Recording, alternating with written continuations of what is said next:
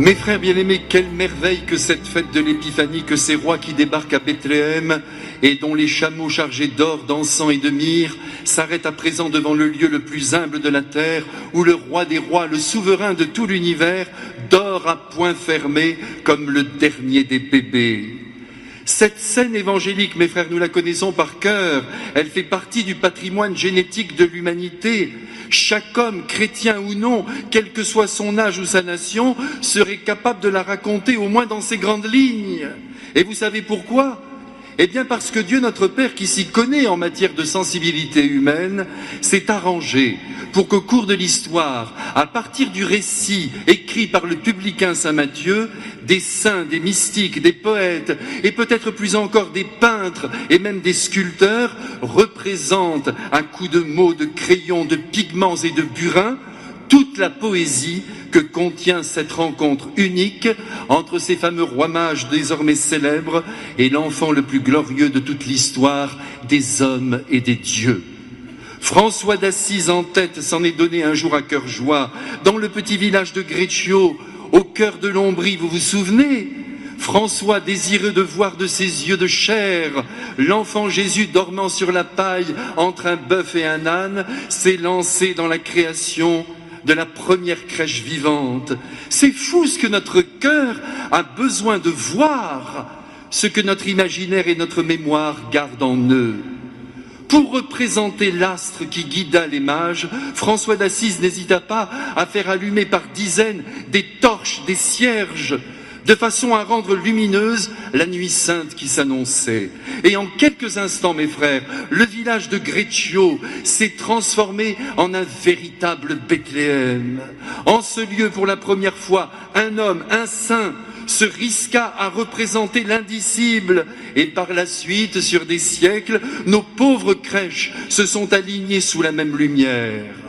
Saint François avait parfaitement compris, et c'est l'un de ses apports majeurs, que la vérité, écoutez-moi bien mes frères, la vérité ne passait pas seulement par des concepts, pas seulement, soyons rassurés, mais par le cœur qui ressent, par le cœur qui éprouve, par le cœur qui est touché. Mes frères, regardez par exemple le bon pape François, qui a d'ailleurs choisi le bon prénom. Est-il meilleur que ses prédécesseurs ? Oh non, n'allons pas comparer l'incomparable. Chaque pape est rempli de lumière et d'une dose de bonté maximale. Que voulez-vous, on ne devient pas pape sans que le Saint-Esprit n'y mette sa main. Et le goût du Saint-Esprit, c'est la lumière et c'est la bonté. Cependant, chaque pape exprime cette lumière, cette bonté de manière différente. Le pape Pie XII a montré la hauteur de Dieu, Jean XXIII la largeur de Dieu, Paul VI, la profondeur de Dieu, Jean-Paul Ier, la douceur de Dieu, Jean-Paul II, l'universalité de Dieu, Benoît XVI, l'esthétique et l'humilité de Dieu. Et enfin, le pape François montre aujourd'hui la simplicité de Dieu. Et il n'y a rien à faire, mes frères, il faut bien le reconnaître, c'est la simplicité qui l'emporte, parce que justement, elle parle au cœur et crève les yeux. Le pape actuel n'a pas voulu mettre dans son sac à dos de gros volumes de philosophie et de théologie noircis de concepts. Il a choisi délibérément le camp du geste et de la parole rapide comme l'éclair. Le résultat, c'est que le peuple le voit agir et que le peuple le comprend. Le voici qui se baisse pour ramasser le sac d'une dame pour le lui rendre. Le voici qui écrit de sa main quelques mots d'encouragement à une personne lambda. Le voici qui monte la passerelle de l'avion avec son cartable à la main. Le voici qui téléphone à celui-ci, à celle-là, qui assoit sur son trône un enfant turbulent. Tous ces gestes, mes frères bien-aimés, appartiennent à l'ordre de la représentation visuelle, et plus encore à l'ordre du cœur, qui n'a pas son pareil pour graver dans l'esprit humain la vérité de l'Évangile. Ici, nous comprenons, mes frères, que le monde ne pourra devenir chrétien, que la foi ne pourra descendre dans la vie que si elle touche le cœur humain dans ses profondeurs. Et si aujourd'hui, l'évangélisation piétine, permettez-moi cette remarque, si les églises se vident, car en bien des lieux elles se vident, si le christianisme ne semble plus retenir l'attention de la plus grande majorité des hommes, du moins dans notre vieil Occident, ce n'est pas seulement parce que la société se laïcise, que le pouvoir politique n'en a que faire de la voix des catholiques, sauf au moment des élections, ou parce que le consumérisme volerait à Dieu ses enfants. Non! Ce ne sont pas les seules raisons qui travaillent contre le développement de la foi dans les consciences. Il y en a une autre de raison qui, à mon avis, joue terriblement contre la foi, c'est que celle-ci est devenue un système de pensée, un message, un lieu de discussion, d'échange, une sorte de philosophie que l'on étudie, alors que la foi, il faut l'éprouver. Il faut que le cœur soit touché pour que la foi vienne s'y loger, qu'on se le dise. Et pour toucher le cœur et le bouleverser, rien ne vaut la représentation visuelle, la force des symboles, la présence de la beauté. C'est là, au fond, toute la grâce de la crèche. Nos Eucharisties doivent être, elles aussi, époustouflantes de beauté. Octave Mirbeau, dont on ne parle plus beaucoup, qui était un anticlérical fini et un athée de première, mais un génie littéraire et, avouons-le, un homme de grand cœur, a dit un jour ceci: « Si pauvre qu'il soit, un homme ne se nourrit pas seulement de pain, il a droit, comme les riches, à la beauté. » Cette vérité, mes frères bien-aimés, il ne faut surtout pas la perdre de vue. L'homme est fabriqué pour la beauté, nous avons été créés pour elle, et elle nous va comme un gant. Les cerveaux sur pattes sont dangereux. Faites passer dans vos mémoires les plus grands idéologues qui ont écrit l'histoire la plus cruelle du monde, et vous verrez qu'il s'agit toujours de prétendus penseurs au cœur sec. Un homme ému vaut de l'or, voilà la vérité, car c'est sous le coup de l'émotion ressentie et même sous la féerie du rêve que l'être humain devient le plus performant, se sentant de l'intérieur poussé à entreprendre les projets les plus fous. Quant à la foi, je le crois, mes frères, elle ne peut structurer un être que dans la seule mesure où cet être aura croisé la beauté de Dieu. Oui, c'est dans la seule mesure où l'homme sera ému par Dieu et devant Dieu qu'il deviendra vraiment croyant et qu'il se mettra même à son service jusqu'à risquer sa vie s'il le fallait. Que voulez-vous? Quand on aime avec ses tripes une personne, qu'il s'agisse d'un être humain ou de Dieu, on est prêt à se faire éventrer pour cet amour. Ne me dites pas le contraire. Jusqu'à ma mort, je le crierai. Aussi la foi sans beauté peut aller se rhabiller. Un jour, la comtesse Murat demanda à Maurice Barrès s'il irait voir les ballets russes. Vous savez, ces fameux ballets russes mis en scène par Serge de Diaghilev et qui faisaient courir le tout Paris au début du XXe siècle. Et Barrès avait répondu: « Pourquoi irais-je au ballet russe? Si j'ai envie de voir un ballet, j'aime mieux aller à la messe. » Vous vous rendez compte, mes frères, de ce que contient cette réponse?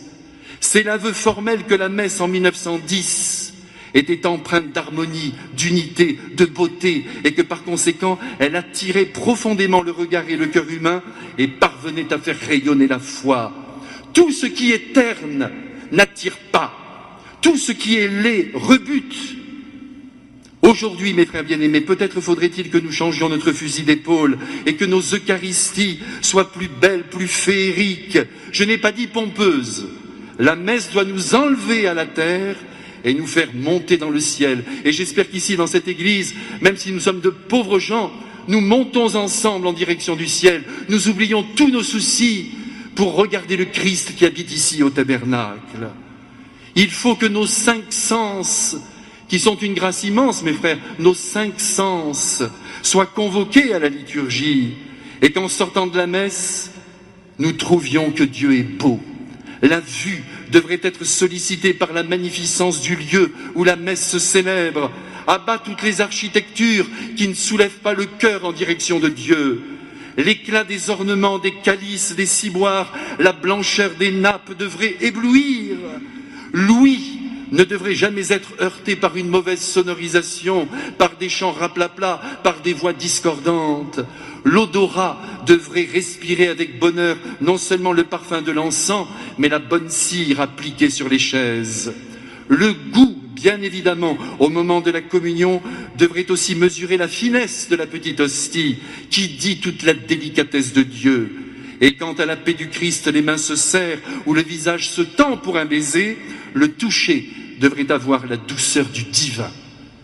Mes frères, la liturgie contient quelque chose de doré, de brillant, de lumineux qui doit venir ensoleiller l'âme et la transporter en Dieu. Nos frères orthodoxes ont gardé cette lumière, pourvu que nous, catholiques, nous ne la perdions pas totalement, ce serait une catastrophe. Malheureusement, bien souvent, nos liturgies manquent d'éclat. Nous ne soignons pas assez la forme, en prétendant que ce qui compte, c'est le fond. En réalité, en pensant ainsi, nous nous alignons sur l'ensemble de la société qui perd tous les jours de son panache. Je ne vous apprends rien.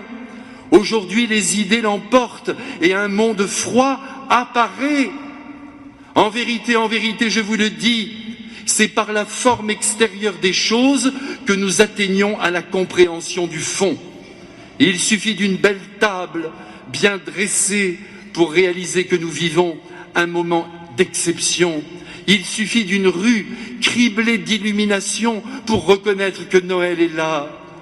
En revanche, enlevez la poursuite lumineuse que j'ai placée aujourd'hui sur le berceau de l'enfant Jésus et Jésus sera moins présent à vos regards. Mettez le pape en civil et vous constaterez la chute vertigineuse de la foi. Enlevez aux académiciens l'habit vert et ses lauriers et vous allez voir les 40 immortels de l'Académie française devenir mortels. Quand le général de Gaulle, pardonnez-moi de le citer, on l'aime ou on l'aime pas, c'est pas ça le problème.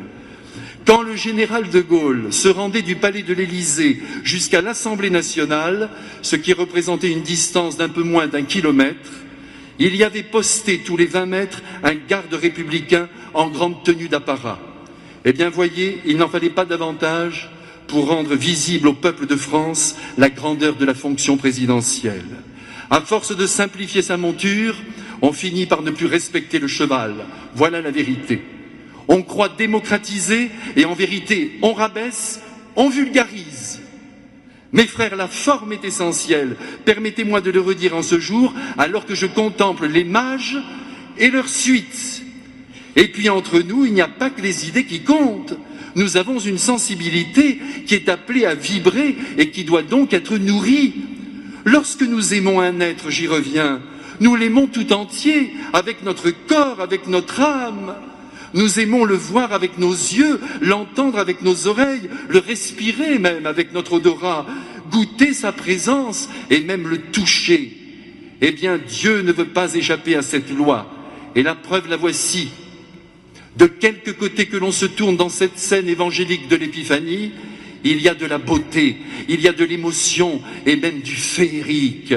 Pensez ne serait-ce qu'à cette étoile qui guida les mages jusqu'à la crèche et qui fut sans doute une nouvelle étoile créée spécialement pour l'événement par Dieu notre Père. Mais regardez comme elle scintille de 1000 feux. Et aujourd'hui, grâce à Dieu, elle se trouve placée au sommet du sapin de Noël, de ce sapin qui n'a rien de païen et qui sert lui aussi à magnifier la naissance du Sauveur. À travers ce petit arbre, toute la nature se réjouit de la rédemption et la bonne odeur qui se dégage de ses aiguilles contribue elle aussi à nous faire toucher le mystère de Noël. Cette féerie, mes frères, cette beauté ou cette poésie, appelez ça comme vous voulez, qui surgit ce matin de la crèche de Bethléem, elle a été voulue par Dieu. Elle a été grandement appréciée, croyez-moi, par Marie, par Joseph, par les mages, et elle participe aussi à la survie de l'Église et donc à la vie de nos âmes, tout simplement parce que cette féerie, cette beauté, cette poésie, bien qu'elle ne semble être qu'un décor, nous aide en vérité à adhérer profondément au mystère de la foi. Je suis sûr que les mages, en arrivant, ont été émerveillés par tout ce qui composait la crèche, la paille dorée, la présence paisible et bienfaisante de l'âne et du bœuf, la propreté et la blancheur des linges, la mangeoire devenue un magnifique berceau, la douce chaleur qui s'élevait sous un silence émouvant. Et bien sûr, ils n'ont pu être que saisis et emportés en plein ciel par l'indépassable beauté de Marie, par la profondeur du regard de Joseph, par la densité de prières qui jaillissaient de leur humilité, et par ces pauvres bergers assis sur leurs talons, faisant face à l'enfant Jésus, tenant entre leurs bras leurs plus beaux agneaux.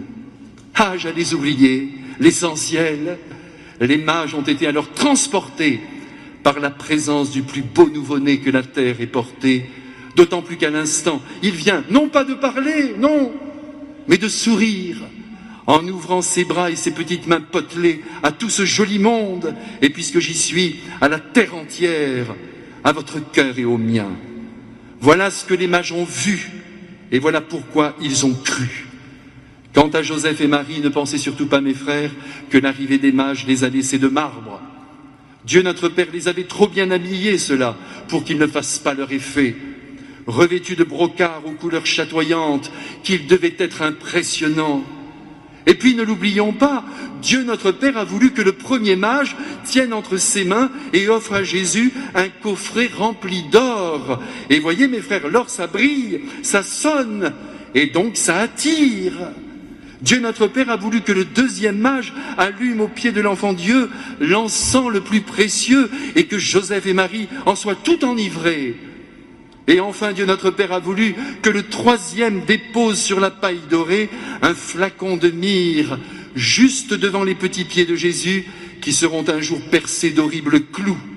Car la myrrhe, mes frères, vous le savez, est une substance qui sert à l'embaumement des morts. En apercevant cette fiole, Marie a dû trembler, encore une émotion qui l'a fait passer sans attendre dans le cœur du mystère. Eh bien, nous aussi, mes frères, nous avons besoin de passer dans le mystère de la foi, c'est-à-dire que nous devons entrer dans le mystère du surnaturel, de l'illogique et de l'inattendu. Et c'est pourquoi nous avons besoin de féerie, de poésie, de beauté. Les rois mages existent et sont venus ce matin dans cette église pour nous le redire.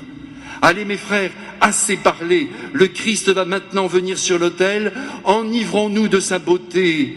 Et quand tout à l'heure nous aurons quitté cette église, à la maison, et même partout où nous irons, je vous en supplie, créons de la beauté, de la poésie, de la féerie pour le bonheur de l'homme qui en a tant besoin. Amen.